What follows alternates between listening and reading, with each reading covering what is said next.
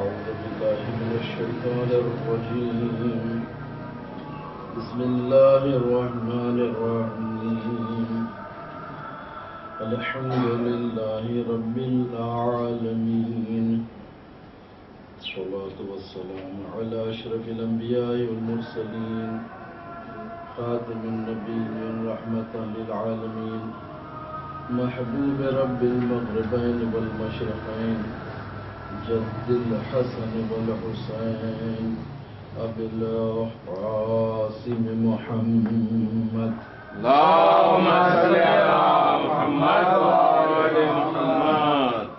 الصلاة والسلام على مولى الكونين إمام المغربين والمشرقين أبا الحسن والحسين علي بن أبي طالب. اللهم صل على محمد وآل محمد. بيته الطيبين الطاهرين المعصومين المظلومين. أما بعد وقد قال الله سبحانه تبارك وتعالى في القرآن المجيد بسم الله الرحمن الرحيم وسارعوا إلى مغفرة من ربكم والأرض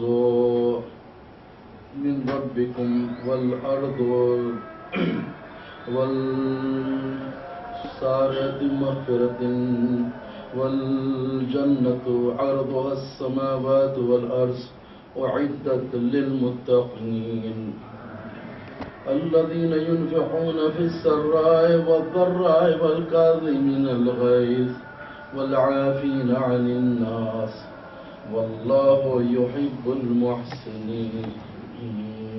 اللهم صل على محمد. صاحبان ایمان،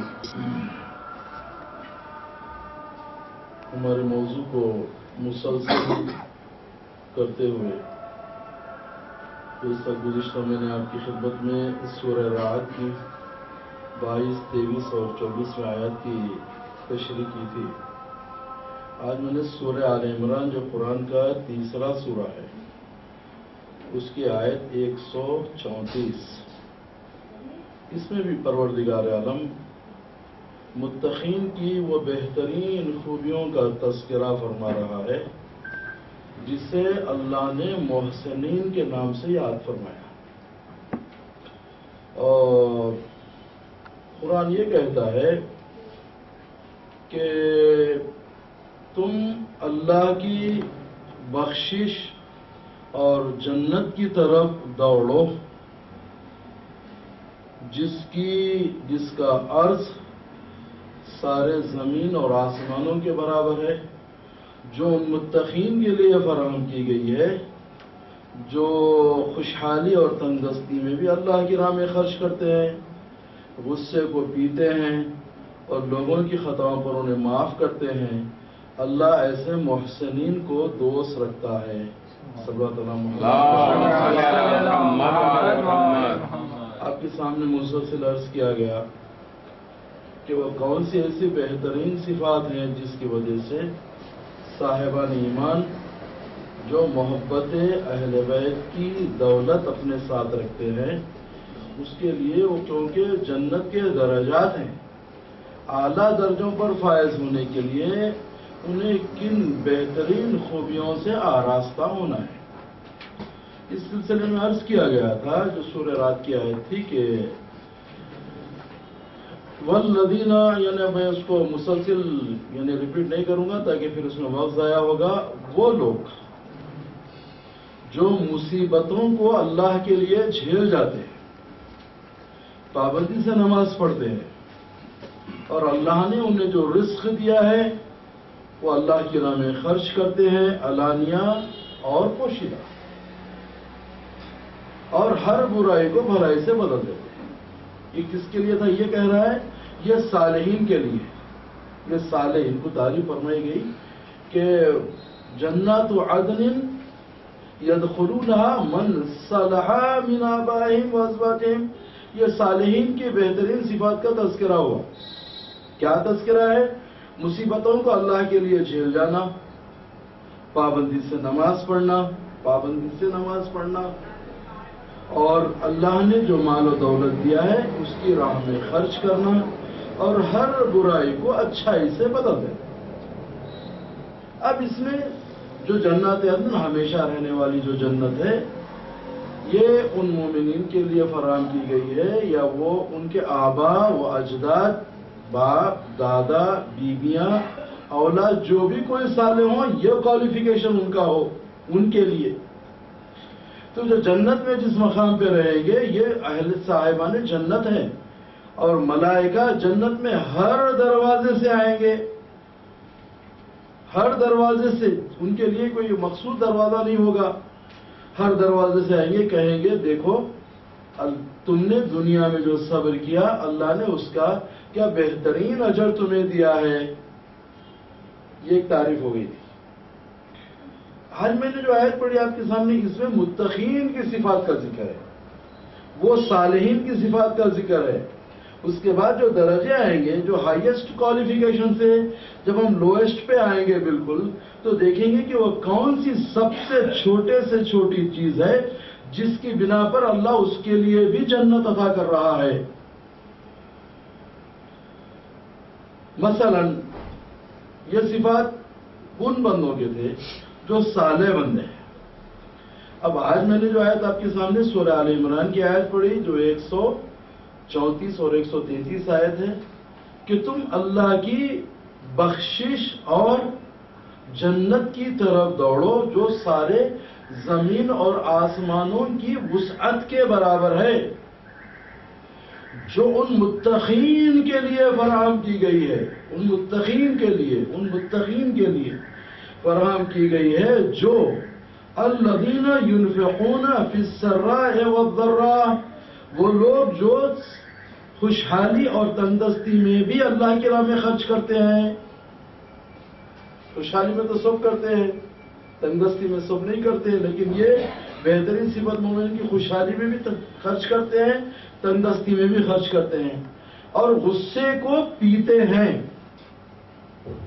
اور لوگوں کی خطاؤں پر انہیں معاف کرتے رہتے ہیں۔ یہ تھوڑی سی تشریح ہو جائے تاکہ ہمیں پتہ چلے۔ دیکھیے سب سے پہلے صاحب تقویٰ یا صاحب ایمان کی تعریف، اس کے لیے لازمی شرط اور کوالیفیکیشن یہ ہے کہ وہ ولایت مولا کائنات اور محبت اہل بیت سے آراستہ ہو، اس کے بعد کے کوالیفیکیشن سب دوسرے ہیں، کیونکہ حضور اکرم محمد مصطفیٰ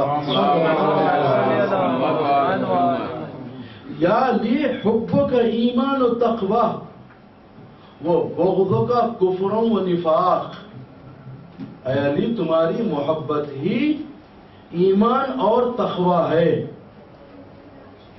یا علی تمہاری محبت ہی ایمان و تقویٰ ہے، اور تمہارا بغض تمہاری دشمنی ہی کفر و نفاق ہے۔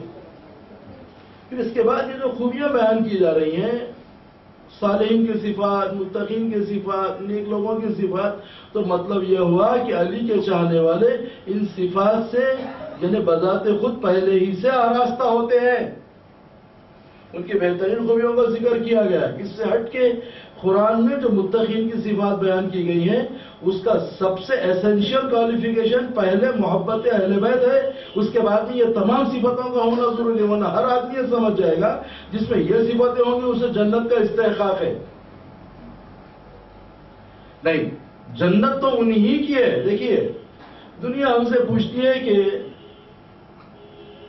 علی مولا کائنات نے کیوں دنیا کی تمنا نہ کی؟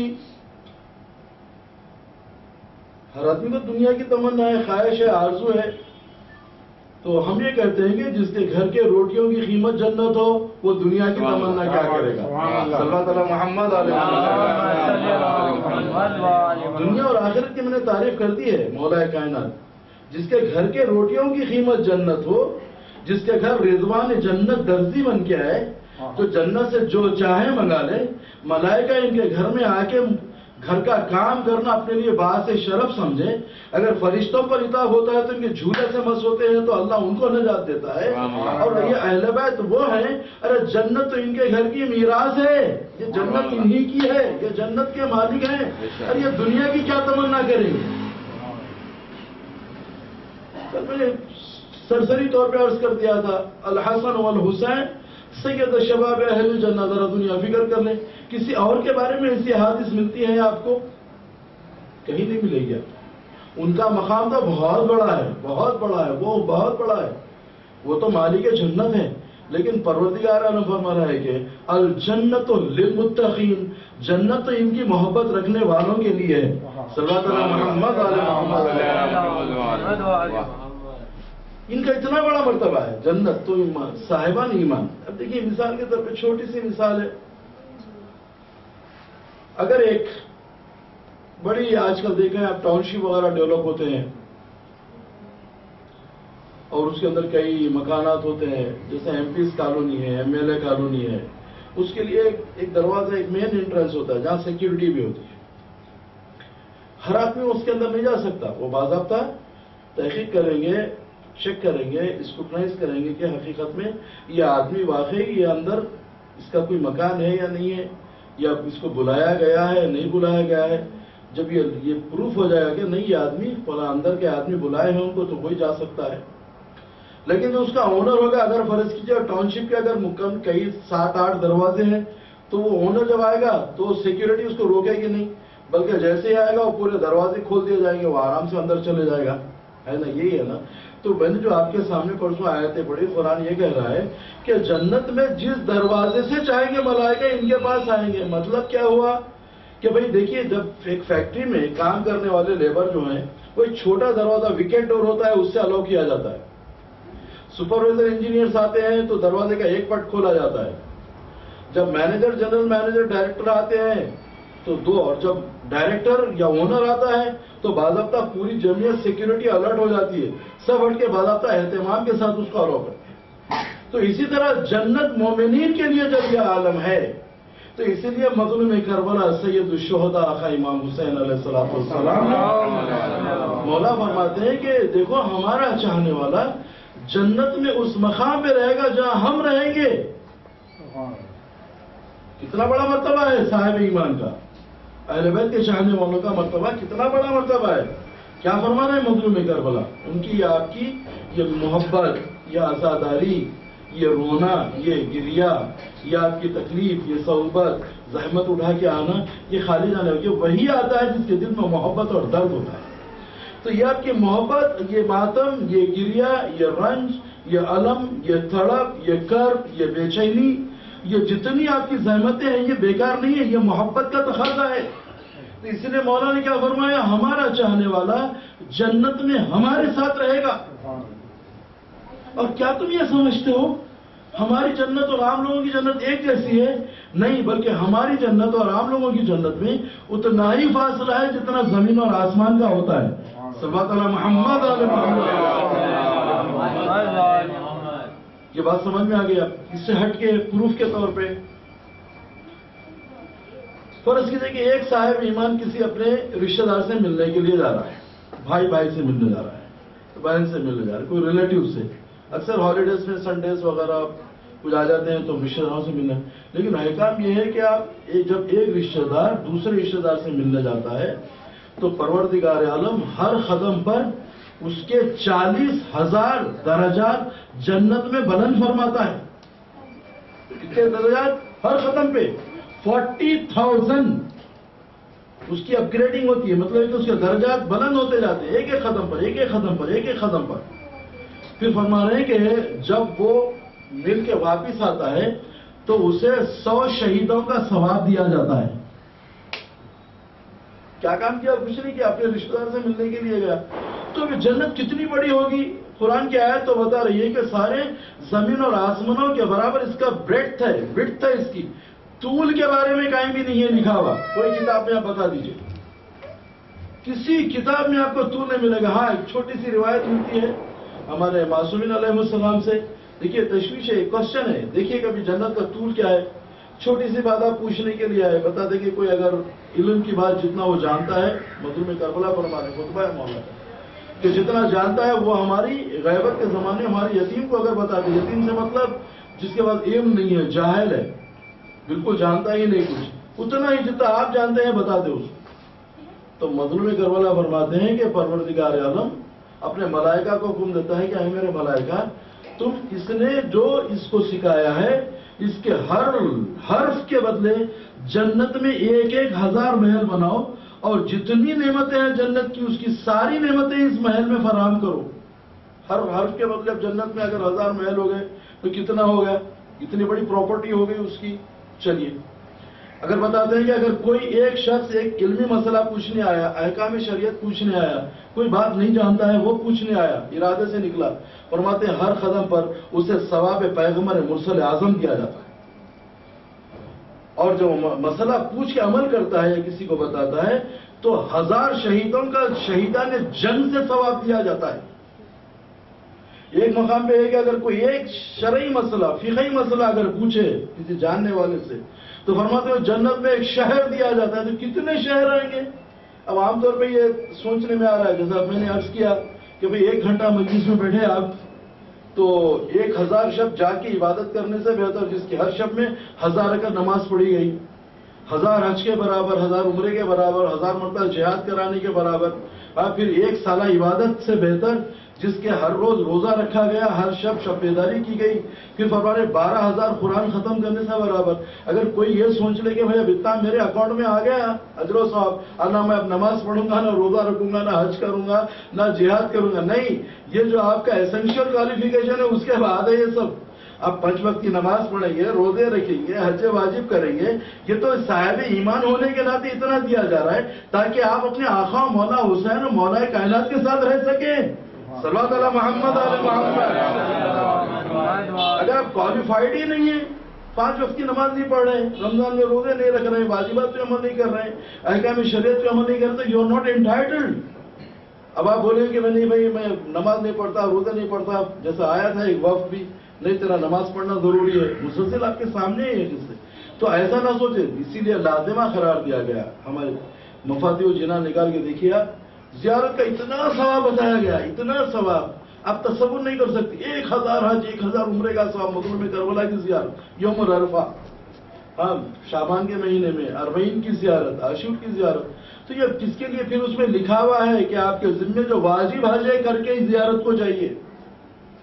حج اگر واجب آپ کے ذمے ہے، ارے بھائی آپ کو سہولتیں ہیں، فیسلٹیز سب ہیں، پیسہ بھی ہے آپ کے پاس، حالات ہے، صحت ہے، کوئی وہاں پہ ایسی آپ کو جان مال عزت و آبرو کو خطرہ نہیں ہے، تمام جتنی استطاعت بیان کی گئی سب ہے، اس کے باوجود بھی اگر کوئی حج کو نہیں جاتا، آمدن نہیں جاتا، ترک کرتا، تو بول رہے ہیں جو حج تمام استطاعت ہونے کے بعد بھی ترک کرے نہ کرے وہ مسلمان نہیں مرے گا، وہ یہودی مرے گا یا مجوسی مرے گا۔ تو وہ کرنے کے باوجود جب زیارت کرے گا مظلوم کر، وہ تو زیارت تو بہت بڑی بات ہے، بہت بڑی بات ہے۔ احکام یہ کہ جو نہیں جا سکتے ہیں، چھٹے امام جعفر صادق علیہ السلام مولا فرماتے ہیں کہ تم اپنے صحن خانہ میں، آپ کے اوپن جو کوٹ یارڈ ہوتا ہے گھروں کا ہمارا، صحن میں آ کے اگر کوئی اپنی دائیں اور بائیں اور اوپر دیکھ کے کہے السلام علیکم یا ابا عبداللہ، السلام علیکم یا ابن رسول اللہ، السلام علیکم ورحمۃ اللہ وبرکاتہ، تو اسے 1 حج اور 1 عمرے کا ثواب دیا جاتا ہے۔ صلوات تو پڑھیے محمد۔ چھوٹا سا عمل، کتنا عمل ہے آپ؟ بالکل چھوٹا سا عمل ہے۔ اگر انسان، یہ کیا ہے؟ تعزیہ ہے اس وقت کی جو مظلوم کربلا پر قیامت کا وقت تھا، وقت عصر کو آپ یاد کر رہے ہیں حسین کے، اور آپ نے امام کی تعزیہ کی ہے، علی یمیناً و شمالا، مولا نے سیدھے اور بائیں دیکھنے کے بعد آسمان کی طرف دیکھے تو اس کی تعزیہ چھٹے امام فرما رہے 1 حضر کتنی دیر لگی آپ کو؟ 1 منٹ بھی نہیں لگا، لیکن اللہ کیوں دے رہا ہے؟ یہ ایمان کی برکتیں ہیں، محبت اہل بیت کی برکتیں ہیں۔ تو اسی طرح میں یہ عرض کرنا چاہ رہا ہوں آپ کی خدمت میں کہ یہاں پہ جو آیت کا تسلسل میں نے بتایا، صالح اگر بندے ہیں تو ان کا کوالیفیکیشن کیا ہے؟ مصیبتوں کو جھیل جانا، پابندی سے نماز پڑھنا، اللہ نے جو دولت دی ہے علانیہ اور پوشیدہ خرچ کرنا، ہر برائی کو اچھائی سے بدلنا، یہ اللہ کے رائے صالح بندے ہیں، نیک بندے ہیں۔ آج کی میں نے جو آیت پڑھی، یہ جنت جو سارے زمین اور آسمانوں کی وسعت کے برابر ہے، یہ ان متقیوں کے لیے فراہم کی گئی ہے، ان متقیوں کے لیے، ان صاحبان ایمان کے لیے فراہم کی گئی ہے، وہ اہل بیت کے چاہنے والوں کے لیے فراہم کی گئی ہے، جو خوشحالی اور تندرستی میں بھی اللہ کی راہ میں خرچ کرتے ہیں، غصے کو پیتے ہیں جب لوگوں کی خطاؤں پہ غصہ آتا ہے، اور لوگوں کو خطاؤں پہ انہیں معاف کرتے رہتے ہیں۔ 3 کوالیفیکیشن ہے یہاں پہ، دیکھیے متقیوں کی صفات بہترین، واللہ یحب المحسنین، اللہ ایسے احسان کرنے والوں کو دوست رکھتا ہے، محسنین۔ دوسرے کے قرآن میں کیا آیت آ رہی ہے، ان رحمت اللہ قریب من المحسنین۔ جب یہ محسنین کہا گیا یا جب 3 صفتیں آتی ہیں، خوشحالی اور تندرستی میں خرچ کرنا، غصے کو پینا، لوگوں کی خطاؤں پہ معاف کرنا، اللہ جب محسنین کہہ رہا ہے تو محسنین کا لازمہ ہے اللہ کی رحمت، کہ یعنی ان رحمت اللہ قریب من المحسنین، اللہ کی رحمت محسنین کے قریب ہے۔ اگر ہم پوچھیں کہ قرآن سے محسنین کون ہے تو یہ 3 لوگ ہیں، تو ہمیشہ رحمت ان کے قریب رہے گی۔ اور رحمت کیا ہے؟ ہمارے معصوم فرماتے ہیں ایک رحمت اللہ کی یہاں پہ ہے، تو آپ یہ دیکھ رہے ہیں کہ جو ماں کے دل میں اولاد کی محبت، ماں باپ کے دل میں اولاد کی محبت، آپ حتیٰ یہاں تک یہ دیکھتے ہیں کہ ایک ہی دریا پر سارے قسم کے جانور، چرند پرند، وحوش طیور جو پانی پی رہے ہیں، یہ اللہ کی ایک رحمت کے سلے میں ہے یہ، اور اللہ کی ایسی 72 رحمتیں ہیں۔ ایک رحمت اللہ نے دنیا میں نازل کی تو محبت کا یہ عالم ہے، جب 71 رحمتیں اللہ وہاں دے گا تو اس کا کیا عالم ہو۔ اسی طرح سے تو یہ رحمت ہو گئی۔ صلوات اللہ محمد۔ اب متقی کون ہے؟ صاحبان ایمان، مولا کی محبت والے، اہل بیت کی محبت۔ جب تک ان کی محبت نہیں آتی، قل لا اسألکم علیہ اجرا الا المودۃ فی القربى، کہہ دیجیے اے رسول، یعنی محبت اہل بیت لازمہ ہے صاحب ایمان کے لیے۔ لیکن وہ صاحب ایمان کا کوالیفیکیشن قرآن کیا بول رہا ہے اور حدیث کیا بول رہی ہے، کن متقیوں کے لیے جنت فراہم کی گئی ہے؟ تو سورہ بقرہ کی 177ویں آیت ہے، اس میں سارے کوالیفیکیشن فریم کر کے گھر میں لگانے کے قابل ہیں۔ ہر صاحب ایمان کو اٹھتے مولا کے چاہنے والے کو روز صبح دیکھنا چاہیے کہ آیا ہم اس کے متصف ہے کہ نہیں، یہ کوالیفیکیشن ہمارے میں ہے کیا نہیں۔ اگر ہے تو ہم صاحب ایمان ہیں، کیونکہ دیکھیے اہل بیت یہی کہہ رہے ہیں، اگر ہماری کوئی حدیث آپ تک پہنچے، کوئی روایت پہنچے، کوئی خبر پہنچے، اگر وہ قرآن کی آیتوں سے مطابق رکھتا ہے، ٹیلی ہوتا ہے تو صحیح ہے، ورنہ اس کو دیوار پہ پھینک دو۔ ہمارے پاس ٹیسٹ کرنے کے لیے جو ہماری جو لیبورٹری ہے، ہمارے پاس جو ٹیسٹ کرنے کے لیے جو انسٹرومنٹ ہے ہمارے پاس، وہ ہے ہمارا قرآن۔ جو تو سینکڑوں لاکھوں حدیثیں گھڑ لی گئی ہیں، ورنہ ہر آدمی دعویٰ کرے گا کہ اس کی حدیث صحیح ہے، لیکن اہل بیت کا قول وہی ہے جو قرآن کی آیت ہے۔ صلوات علی محمد علیہ السلام۔ اہل بیت کبھی قرآن سے ہٹ کے نہیں، آپ کوئی بھی آپ دعائیں نکال کے دیکھیے، خطبات نکال کے دیکھیے ائمہ کی، صحیفہ کاملہ لے لیجئے، نہج البلاغہ لے لیجئے، صحیفہ امیر المومنین لے لیجئے، آپ جو دعا چاہے آپ نکال کے دیکھیے، مطلوب اس کا وہی ہوگا جو قرآن کا ہے۔ قرآن کا جو یعنی اس کی جو علم و حکمت کی باتیں ہیں وہ ساری اہل بیت کے کلام میں ملیں گی آپ کو۔ تو اسی طرح سے اب قرآن کیا کہہ رہا ہے، کوالیفیکیشن جو مومنین کا بتا رہا ہے، بہت اہم ہے یہ چیپٹر، بہت اہم ہے۔ اگر ہم لوگ یہ سمجھ جائیں تو آگے کبھی آپ کو زندگی بھر تکلیف نہیں ہونے والی ہے، پھر آپ کہہ سکتے ہیں کہ حقیقت میں مولا کا چاہنے والا ہوں۔ صلوات علی محمد۔ اب یہ صاحبان ایمان کے لیے جن کے لیے جنت فراہم کی گئی ہے، یہ صاحبان ایمان کا کوالیفیکیشن قرآن کیا بتا رہا ہے؟ بہت غور سے سنیں اور ایک صلوات پڑھ کے سنیے محمد علیہ قرآن یہ کہہ رہا ہے کہ لیس البر ان تولوا وجوہکم قبل المشرق والمغرب ولكن البر من آمن بالله واليوم الآخر والملائكة والكتاب والنبيين وآتى المال على حبه ذوي القربى واليتامى والمساكين وابن السبيل والسائلين وفي الرقاب وأقام الصلاة وآتى الزكاة والموفون بعهدهم إذا عاهدوا والصابرين في البأساء والضراء وحين البعث أولئك الذين صدقوا وأولئك هم المتقون۔ صلوات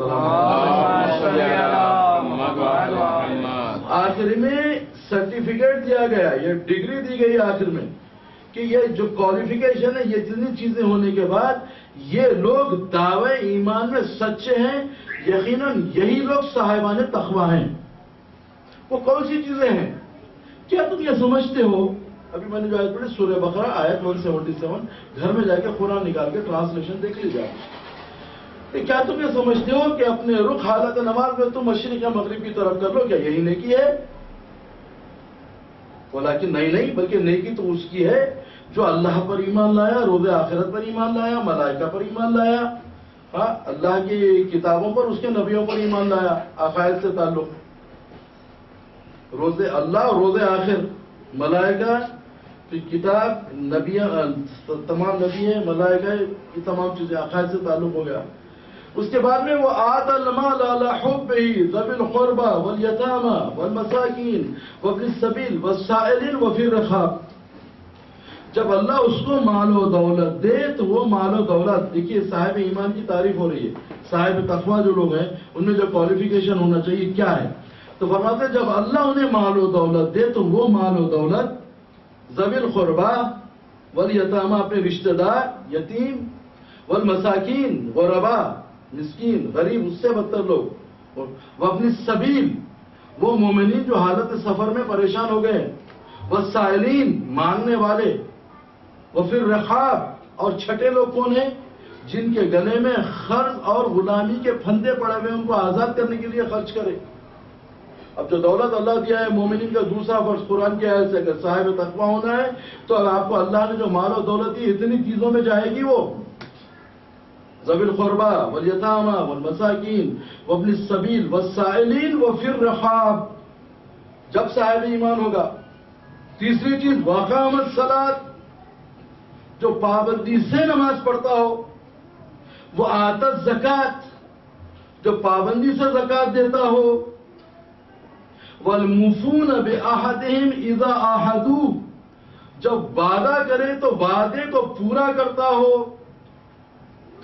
والصابرین فی البأساء والضراء وحین البعث، اور مصیبت میں، مصائب میں، بلاؤں میں، پریشانیوں میں، بھوک اور پیاس کی شدت میں. والصابرین فی البأساء والضراء، پریشانیوں اور بلاؤں میں، بھوک اور پیاس کی شدت میں.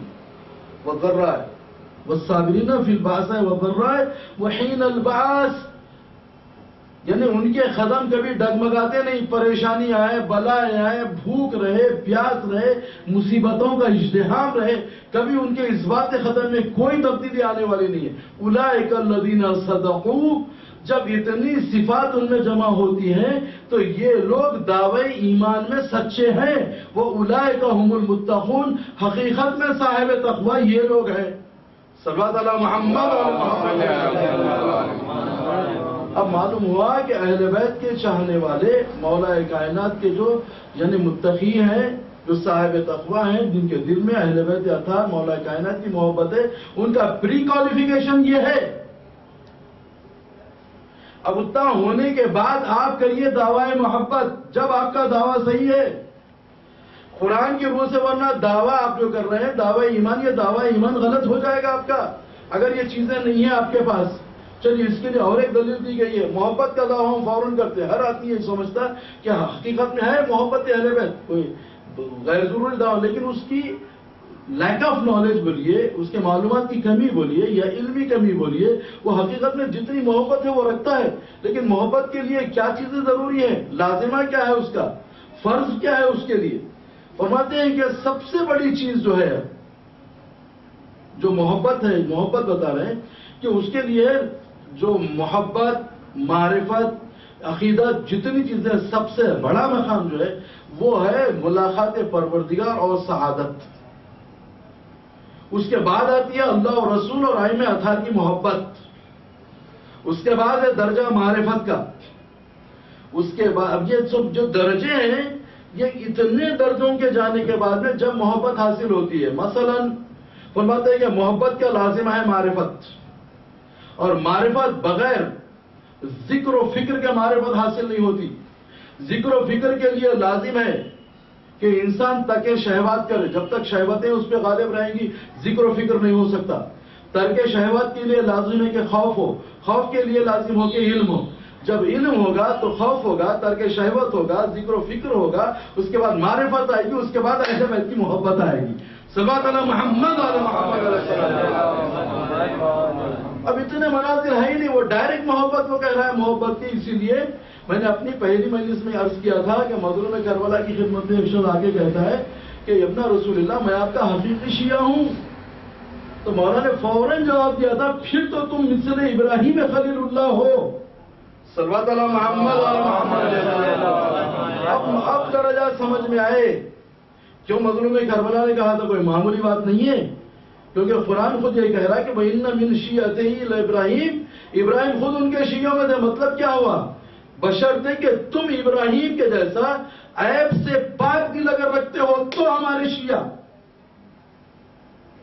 اگر تم یہ نہیں رکھتے یہ مت کو ہمارے شیعہ، یہ کو ہمارے محب ہو، ہمارے چاہنے والے ہو، ہم سے محبت رکھتے ہو. اگر وہ بھی نہیں ہے تو کہو تم ہمارے ماننے والے ہو. دیکھیے آپ کتنا بڑا فرق ہے، کہاں چلے جا رہے ہیں آپ. سمجھ رہے ہیں کچھ، مولا کچھ الگ بیان کر رہے ہیں. تو یہ جو باتیں ہیں یہ ذہن میں رکھے سے عمل کرنے کی باتیں ہیں. مجلس گزر چکی، جو لوگ نہیں تھے میں نے ریفر کر دیا تاکہ ان کی سمجھ میں آ جائے. شیعہ کا میں نے اور ایک مثال دی تھی، وقت آیا اس لیے عرض کر رہا ہوں تاکہ مومنین کو خود ان کی ویلیوز معلوم. میں نے بتایا تھا کہ مقام شیعہ بہت بلند ہے، بہت بہت بہت بلند ہے. شیعہ اسے کہتے ہیں جو اپنے مولا و آقا کے نقش قدم پہ چلنے والا، ان کا مطیع، ان کا فرما بردار.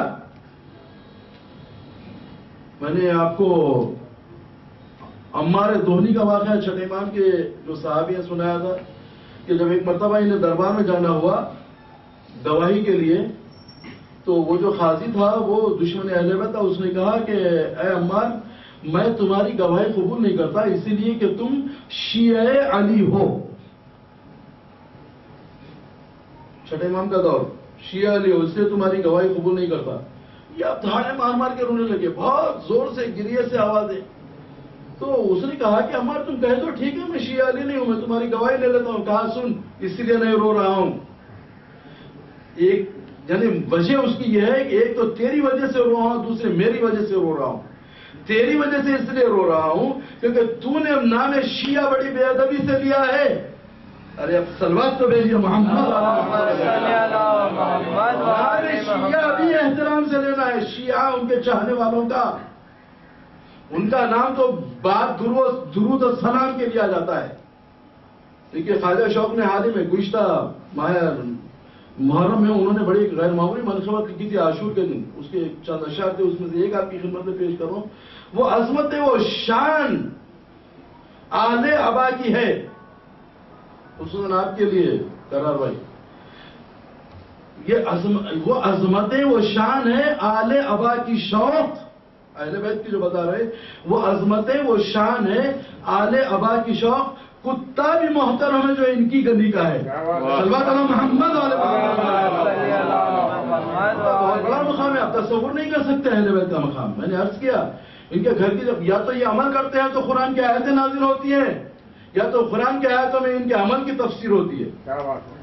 یہ اتنا بڑا مرتبہ ہے اہل بیت اطہار کا، کوئی معمولی مرتبہ نہیں ہے ان کا. تو عزیزان محترم، تو جو ان کے شیعہ ہیں ان کا نام بھی ادب سے کون کہہ رہے ہیں؟ یہ چھٹے امام کے صحابی عمار دوہنی.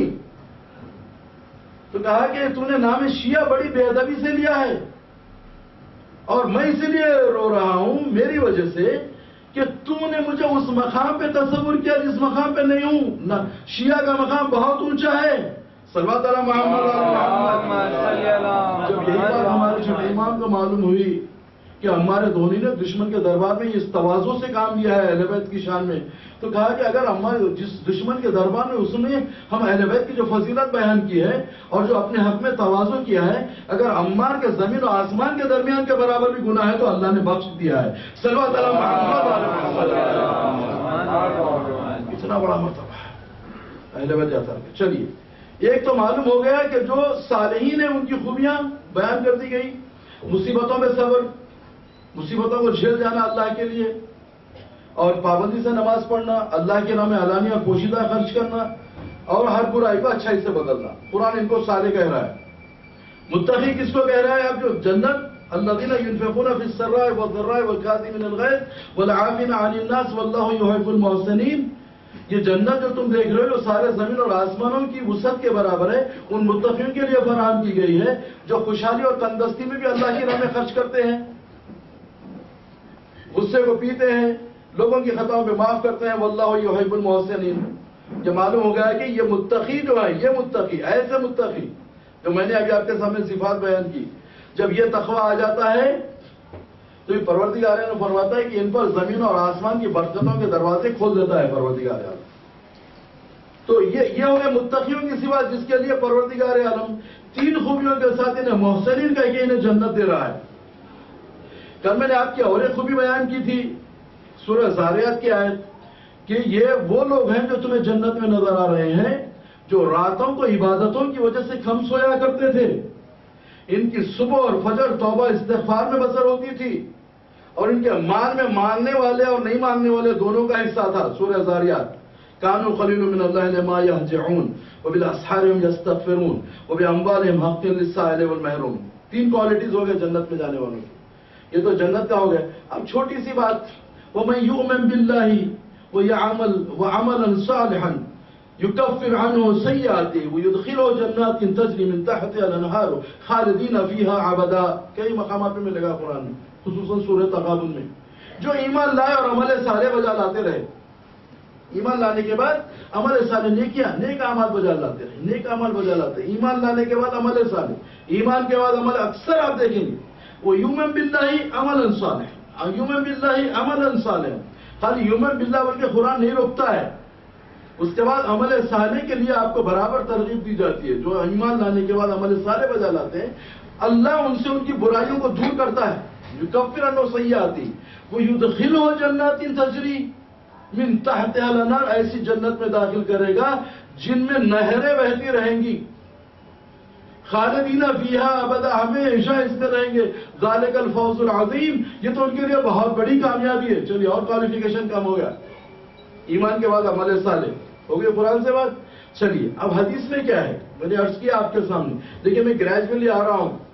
کوالیفیکیشن اب یہ نہیں ہے کہ اگر جس کے پاس سب سے ہائیسٹ کوالیفیکیشن ہے اس کے لیے فرسٹ ہے، اس سے کم کوالیفیکیشن متقین کی صفات، اس سے کم کوالیفیکیشن سورہ زاریات کی آیت، اس سے کم کوالیفیکیشن خالی ایمان اور عمل صالح. اب یہاں پہ حدیث کے آپ جو جنت میں جانا چاہتے ہیں، کل میں نے عرض کیا تھا کہ تم کسی کے سامنے اگر جنت چاہتے ہو تو کسی کے سامنے ہاتھ مت پھیلاؤ. کل بیان ہو گیا. اس کے بعد میں پھر کیا ہے، اگر تو جنت چاہتا ہے، تم جنت چاہتے ہو یا رسول اللہ ہمیں جنت کے لیے کوئی عمل بتائیے. بھوکوں کو کھانا کھلا، پیاسوں کو پانی پلائے، دونوں کام نہیں کر سکتا ہے، زبان سے ہمیشہ نیک بات کر. یہ کوالیفیکیشن ہو گیا. چلیے اس سے ہٹ کے چھوٹی چھوٹی سی باتیں ہیں. ہمارے چھٹے امام جعفر مولا کیا فرماتے ہیں، دیکھیے بالکل ایک اجنبی آدمی ہے، بالکل الٹریٹ.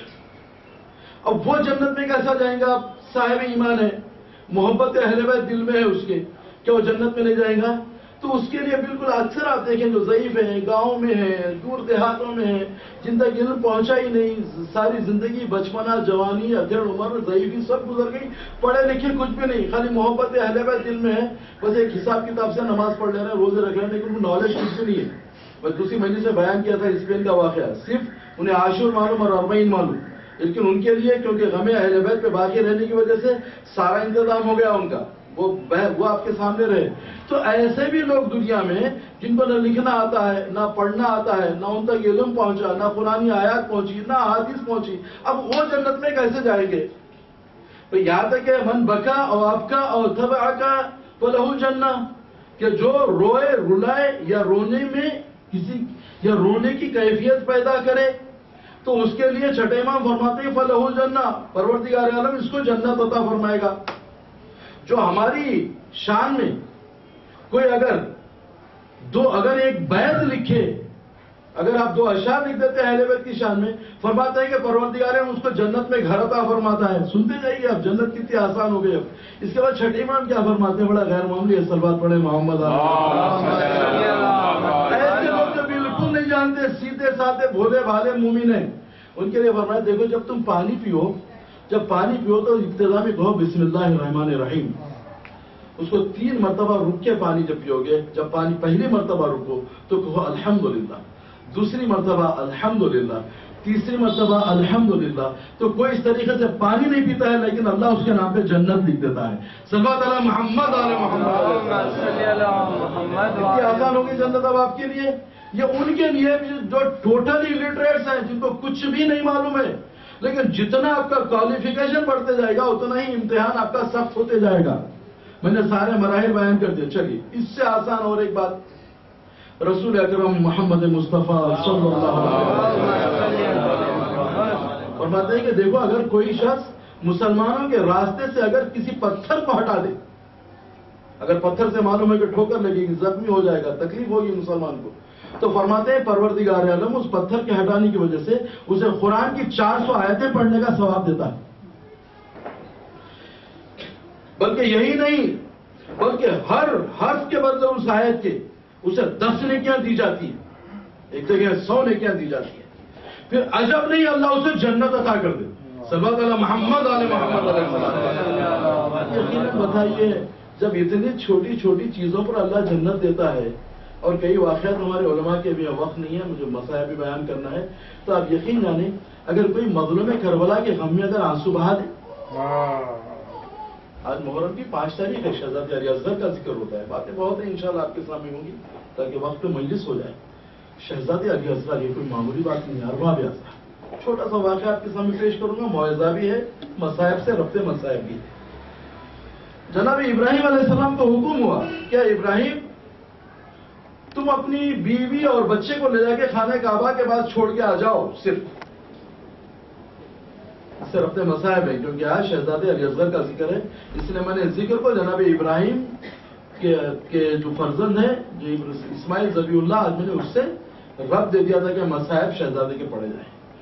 تو قرآن میں سورہ حج کی 39ویں آیت سے 41 تک آپ پڑھ لیں، پورا متن آپ کو سمجھ میں آ جائے گا.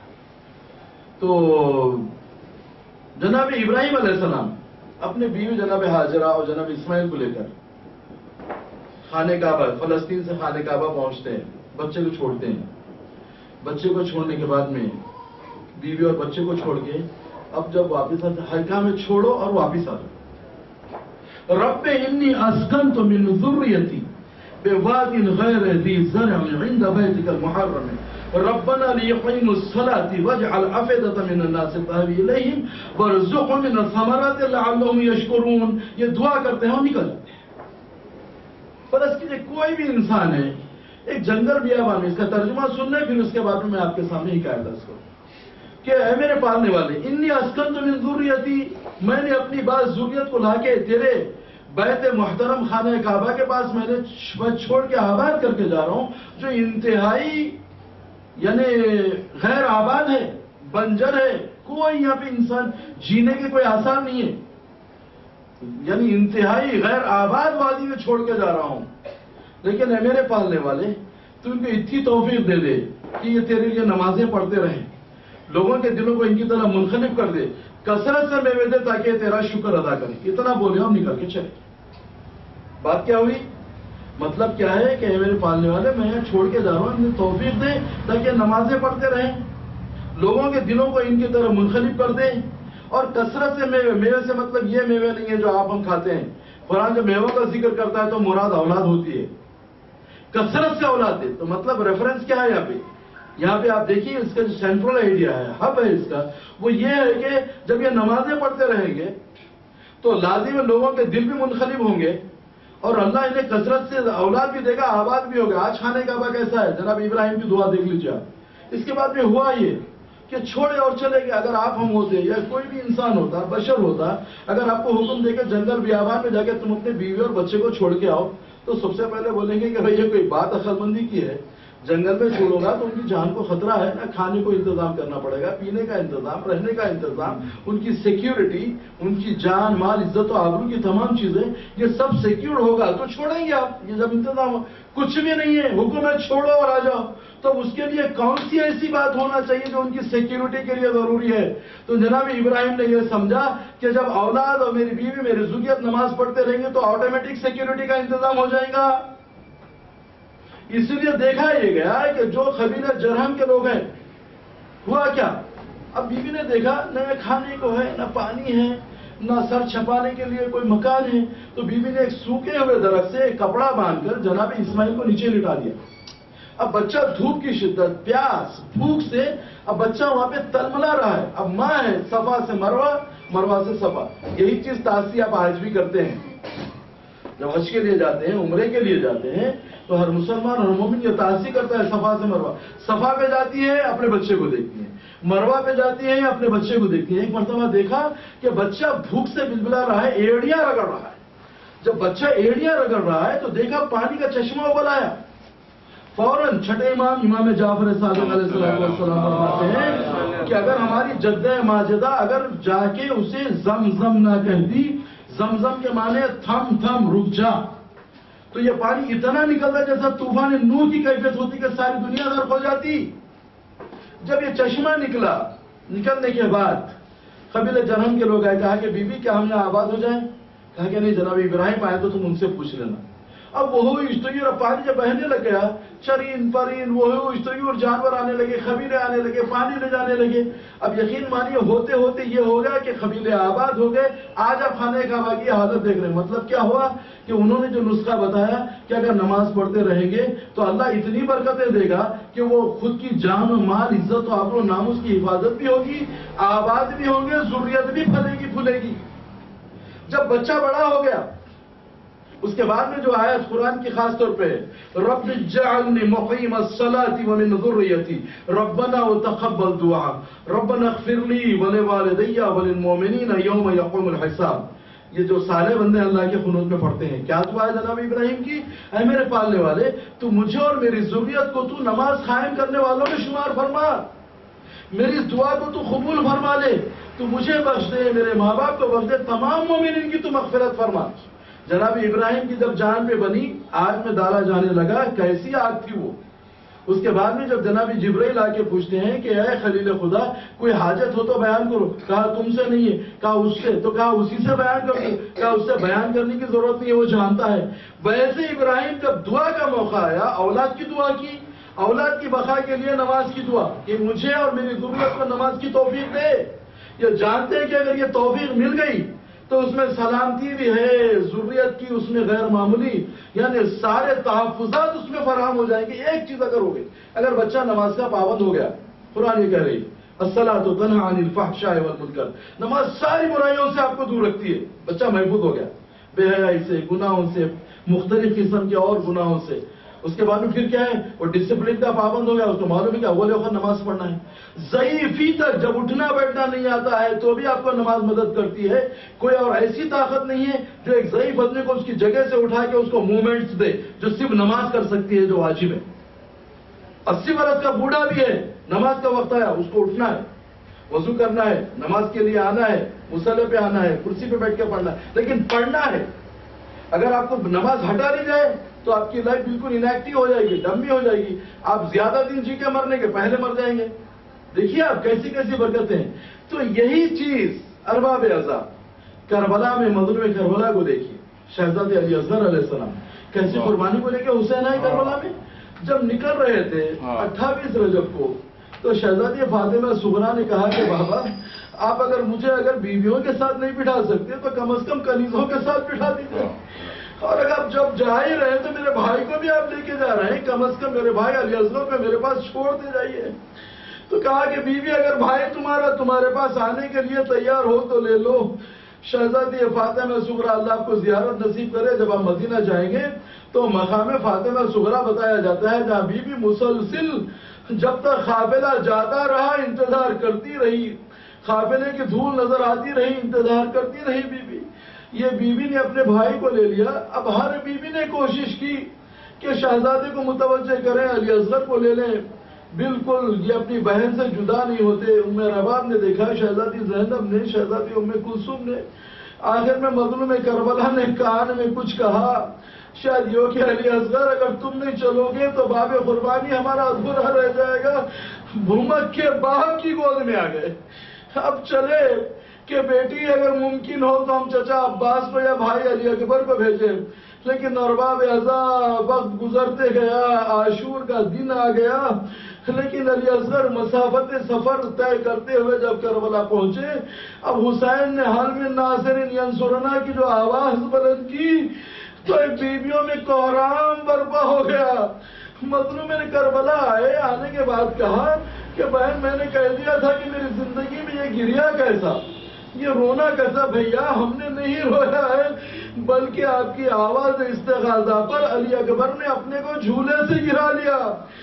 بچہ ہمت کے یعنی بچہ منقلب ہو کے جھولے سے گر گیا ہے۔ اب مظلوم کربلا علی اصغر کو لیے ہوئے شہزادی ام رباب بچے کو اس طرح سے تیار کیا کہ میرا بچہ پہلی مرتبہ میدان جنگ میں جا رہا ہے۔ ماں نے الٹ دی ننھے شلوکے کی آستھی، اصغر علی کی ہو بہو تصویر بن گئے۔ اس حال میں اب علی اصغر نہیں جا رہے بلکہ مولا کائنات جا رہے ہیں۔ اگر علی اصغر نہ ہوتے میدان کربلا میں، اشقیاء یہ سمجھے کہ حسین شاید قرآن لے کے آ رہے ہیں، ابا کے دامن کو سایہ کیا، یا گلستان اہل بیت کا پھول تھا جو 3 دن سے پیاسا ہے، جس کے ہونٹ کملا گئے ہیں، رنگ زرد پڑ چکا ہے، اس کے باوجود حسین نے کیا اس کی کربلا کی ایسی دھوپ کہ اگر دانہ زمین پر گرتا تو کھل جاتا۔ مچھلیاں سطح آب پہ آئی ہوئی ہے، پانی میں انہیں سانس نہیں ملتی، سطح آب پہ آ کے گرمی کی شدت کا یہ عالم ہے۔ اپنے نونہال کے اوپر اپنے ابا کا سایہ کہا، یہ کرنے سمجھنے لگے کہ حسین شاید قرآن لے کے آئے ہیں۔ حسین نے اپنی حجت تمام کرنے کے بعد کہا کہ اے شام، اگر تمہاری نظر میں اگر میں خطاوار ہوں تو یہ بچہ تو خطاوار نہیں ہے، اس کی ماں کا دودھ خشک ہو چکا ہے، آج 3 دن ہوئے میرے بچے نے کچھ کھایا اور پیا بھی نہیں ہے، کچھ اس کے لیے پانی کا انتظام کر دو۔ ارباب ازہر کیا ان میں کوئی صاحب اولاد نہیں ہے؟ ارے کون سے مذہب میں پانی کو منع کیا گیا ہے، کھانے کو منع کیا گیا ہے؟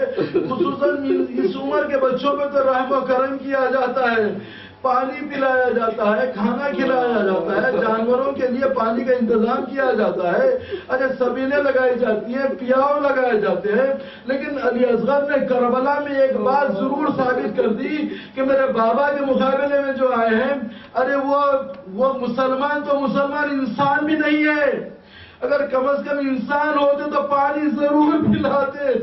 لیکن آپ سوچیں مظلوم کربلا نے جب حجت تمام کی، اپنے بچے کو جلتی ہوئی ریتی پر لٹا دیا۔ علی اصغر تڑپنے لگے، جلتی ہوئی ریت، وہ دھوپ، وہ تمازت آفتاب، ارے بچے کے تڑپنے میں بھی کسی کو رحم نہ آیا۔ دیکھا کہ علی اصغر ایڑیاں رگڑ رہے ہیں، انداز وہی تھا جو جناب اسماعیل کا تھا، یا ہاجرہ تھی جو دوڑتے ہوئے جا کے بچے کو اٹھایا۔ ارے ماں تو خیمے میں تڑپ رہی ہے، یہ سوچ رہی ہے کہ میرا بچہ پہلی مرتبہ میدان میں گیا ہے، ارے کوئی تو انسان ہوگا جو میری علی اصغر کو پانی پلائے گا۔ رباب نہیں جانتی تھی کہ پانی نہیں، علی اصغر کی بانسوں سے خون اگلے گا۔ ہوا یہ کہ جب حسین نے دیکھا کہ علی اصغر ایڑیاں رگڑ رہے ہیں، وہ منظر یاد آیا کہ ایسا نہ ہو کہ اسماعیل کربلا کی ایڑیاں رگڑنے سے چشمے زمزم نکل آئے، کہ حسین کی ساری قربانیوں پہ پانی پھر جائے۔ فوراً اٹھایا، مضطرب ہو کے گلے سے لگایا۔ تاریخ یہ کہتی ہے کہ عباس کے شانے حسین نے دیکھے مضطرب نہیں ہوئے، علی اکبر کے سینے میں برچھی دیکھی حسین مضطرب نہیں ہوئے، اور محمد کے لاشیں لائے حسین مضطرب نہیں ہوئے، قاسم کی پامال لاش دیکھی حسین مضطرب نہیں ہوئے۔ یہ وجہ کیا تھی کہ علی اکبر کے تڑپنے میں حسین مضطرب ہو گئے۔ اٹھا کے سینے سے لگایا، کہا کہ بیٹا تم بھی حجت خدا کے بیٹے ہو، اپنی حجت کو پوری کرو۔ ادھر عمر صاحب نے دیکھا کہ ایک فوج میں ایک کوہرام برپا ہے، ارے یہ نظریں جھکا جھکا کے رو رہے ہیں۔ کہا کہ ارملہ کہاں ہے؟ آئینہ ارملہ، ارے اقطاع کلام الحسین، اب جو قیامت آ گئی، ارے بچے کو پانی پلانا تو کجا، جو حرکت کی گئی وہ جانوروں کے ساتھ بھی کوئی بے درد بھی نہیں کرتا۔ ارے سے شعبہ تیر، ارملہ کا ایسا تیر جو لوہے کی 7 چادروں کو چھید دے، وہ تیر جب مظلوم کربلا نے بچے کو اٹھایا تو گلے کا نشانہ لے کے جب تیر چلا تو بچہ باپ کے ہاتھوں پر پلٹ گیا، منقلب ہو گیا۔ اب خون کو حسین نے اپنے ہاتھوں میں لیا، چاہ کے آسمان کی طرف پھینکے، انکار آسمان کو راضی زمین نہیں، اصغر تمہارے خون کا ٹھکانہ کہیں نہیں۔ آسمان نے آواز آئی کہ اے حسین، اگر یہ آسمان کی طرف خون آئے تو قیامت تک کے لیے خطرہ آب نہیں برسے گا، چاہ کے زمین کی طرف ڈالے، آواز آئی کہ حسین زمین سے قیامت تک ایک دانہ نہیں اگلے گا۔ اس خون کو لے کے اپنے چہرے پر ملا۔ ارباب عذاب، یہ وہ وقت ہے حسین کے اوپر جو آپ روز عاشور تعاصی فرماتے ہیں، 7 مرتبہ آگے آتے ہیں، 7 مرتبہ پیچھے جاتے ہیں۔ انا للہ و انا الیہ راجعون، رضا بقضائہ و تسلیما لامرہ۔ ارے یہ سوچتے ہوں گے مظلوم کربلا کہ ماں سے تو پانی پلانے کے لیے رہ گیا تھا، اب کس حال سے ماں کو سپرد کروں؟ جب خیمے کے قریب پہنچے، آواز دی ام رباب، ارے میں کچھ کہوں تو تم صبر کرو گی؟ کہا مولا آقا، وعدہ لیا میں کون ہوں؟ کہا کہ ہم والی ہیں، وارث ہیں، امام ہیں۔ صبر کا وعدہ لینے کے بعد مظلوم کربلا نے علی اصغر پر سے اس ابا کو ہٹایا تو ماں نے جب یہ عالم دیکھا تو کیا گزرا ہوگا؟ ایک جملہ قیامت تک رلانے کے لیے کافی ہے۔ جب دیکھا کہ بچے کا من کا ڈلا ہوا، پانچوں میں خون، تو ایک ہی جملہ کہا، بیٹا علی اصغر، کیا ان میں کوئی صاحب اولاد نہ تھا؟ اللہ لعنت اللہ علی القوم الظالمین، وسيعلم الذين ظلموا أي منقلب ينقلبون۔ ربنا تقبل منا إنك أنت السميع العليم۔